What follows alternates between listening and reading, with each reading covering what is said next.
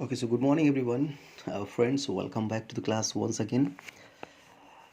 आज हमारे और आपके सीखने की इस प्रक्रिया में आज हम सब लोग एक बार फिर से एक नए टॉपिक, एक नई चीज़ को लेकर के विचारों को समझने के लिए आए हैं। आप लोग भी इसमें अपने अपने वैल्यूज़ पॉइंट बिल्कुल दें।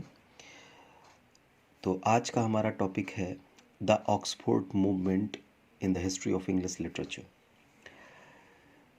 ऑक्सफोर्ड मूवमेंट को समझने से पहले थोड़ा सा हमको हिस्ट्री में भी जाना पड़ेगा, क्योंकि ऑक्सफोर्ड मूवमेंट जो है ना वो 20th century, 19th century, 20th century से रिलेटेड है।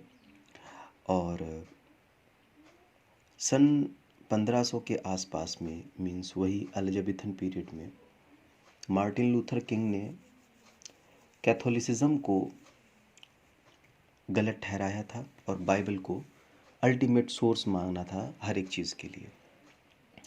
लेकिन और जिस प्रकार से हमारा रिफॉर्मेशन रहा था, ठीक उसी प्रकार से ऑक्सफोर्ड मूवमेंट भी रहा था। हालांकि थोड़ा सा उससे कुछ अलग बातें यहाँ पर बताई गई हैं। समानता ये है कि ये भी एक धार्मिक मूवमेंट ही है, रिलीजियस मूवमेंट भी है। और एक्चुअल में इसमें किस चीज़ पर चर्चा की गई थी, जैसा कि हम लोगों ने उसमें पढ़ा हुआ था रिफॉर्मेशन में, कि कैथोलिक्स और प्रोटेस्टेंट दो वर्गों में क्रिश्चियन मैथोलॉजी बट गई थी। तो उन्हीं दोनों जो मैथोलॉजीज़ थी उनके बीच में जो मतांतर रहे हैं, जो उनका जो रिज़ल्ट निकला है, उसी का रिज़ल्ट ऑक्सफोर्ड मूवमेंट बना। क्योंकि ऑक्सफोर्ड क्योंकि इन सब चीज़ों के लिए बहस का जो केंद्र था वो ऑक्सफोर्ड यूनिवर्सिटी थी। क्योंकि इसमें जिन लोगों ने पार्टिसिपेट किया वो ऑक्सफोर्ड के पढ़ने वाले थे। इसी वजह से इसको हम लोग ऑक्सफोर्ड मूवमेंट कहते हैं। इस मूवमेंट को हम लोग ट्रैक्टेरियन मूवमेंट भी कहते हैं। और ट्रैक्टेरियन मूवमेंट इसको इसलिए कहा जाता है क्योंकि ये मूवमेंट थ्रू ट्रैक्ट्स, जैसे कि मिल्टन ने अपने ट्रैक्ट्स लिखे हैं, ऐसे ही ट्रैक्ट्स में ये मूवमेंट चला था। हर एक व्यक्ति अपनी बातों को ट्रैक्ट्स में लिख रहा था। तो और क्योंकि इस मूवमेंट में लिटरेचर भी जुड़ा हुआ था, लिटरेरी टर्न इस मूवमेंट ने आगे चल कर के लिटरेरी टर्न लिया, और लिटरेरी टर्न लेने की वजह से इसमें लिटरेचर भी जुड़ा।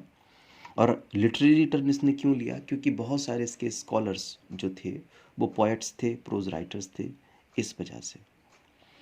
तो जो ऑक्सफोर्ड मूवमेंट था उसका जो एकमात्र उद्देश्य था वो एक बार पुनः चर्च की जो शाख थी, चर्च की जो वैल्यू थी, उसको पुनः स्टैब्लिश करने को थी।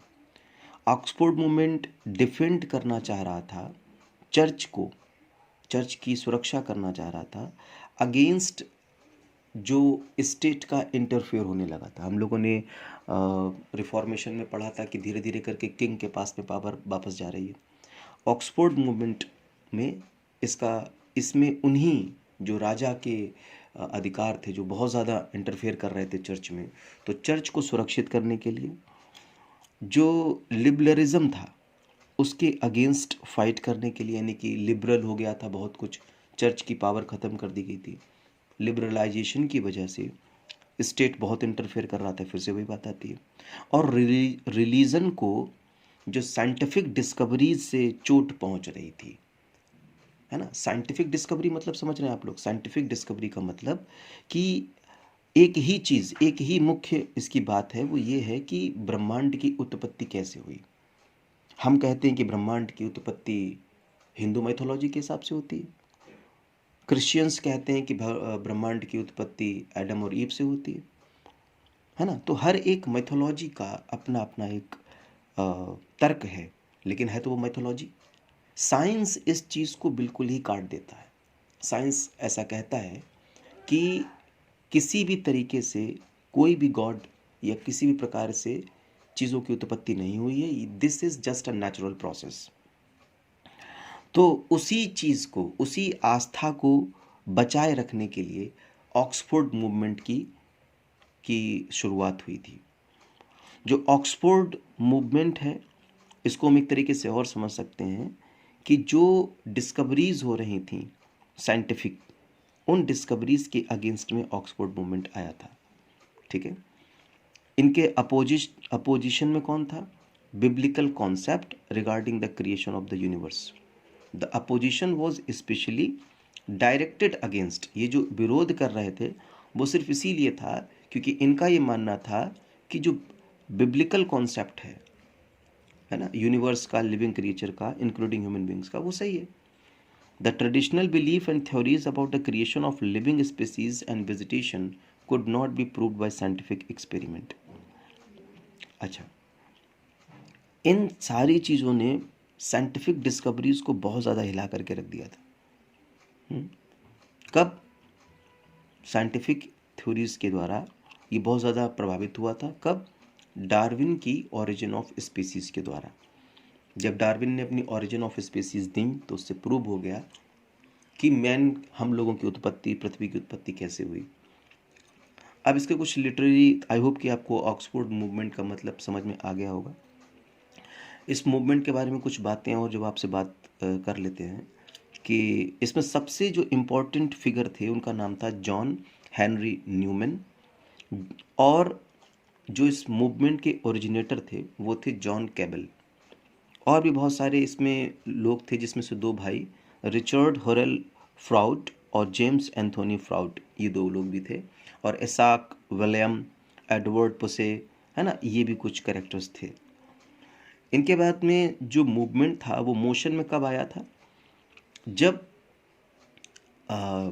पब्लिकेशन किया गया था जॉन केबल के द्वारा अपनी एक सीरीज ऑफ वर्सेस का, जिसका नाम था the Christian year, in 2 volumes in 1827 sorry. तो हम ये कह सकते हैं कि ऑक्सफोर्ड मूवमेंट 19th सेंचुरी का एक रिलीजियस मूवमेंट था, जिस मूवमेंट के तहत जो चर्च की खोई हुई साख थी, जो चर्च का खोया हुआ रुतबा था, जो धार्मिक आस्था थी, उसको बचाने का प्रयास ऑक्सफोर्ड मूवमेंट के तहत किया गया था। Religion versus science. The poet was, even after getting education from the Oxford, they were in favor of the faith that God has created the world. So this was all about Oxford movement. I hope definitely it had helped you a lot. Thank you so much. और अगर पसंद आया हो तो please share, subscribe और comment करें। Thank you.